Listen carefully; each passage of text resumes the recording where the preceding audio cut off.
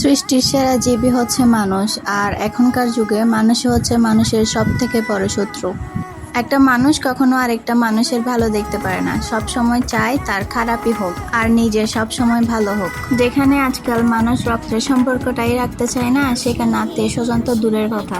যার টাকা আছে সেই রক্তের সম্পর্কের, আর যার টাকা নেই তাকে আপনি চিনেনই না, এমন একটা অবস্থা বর্তমান যুগে। আচ্ছা, একটা প্রশ্ন আপনাদের কাছে আমার, মানুষের কাছে কি টাকাই সবকিছু? মানুষের ব্যবহার, মন, এসব কি কিছুই না?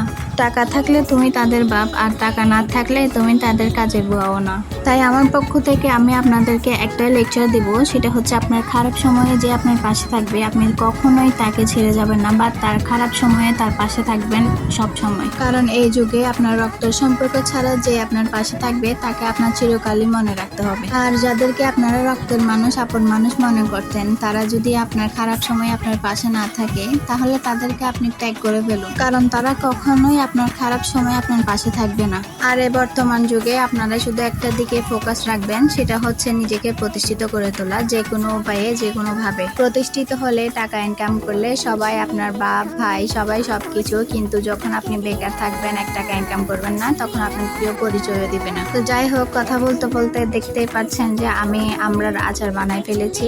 তো কেমন হয়েছে সবাই কমেন্টে জানাবেন।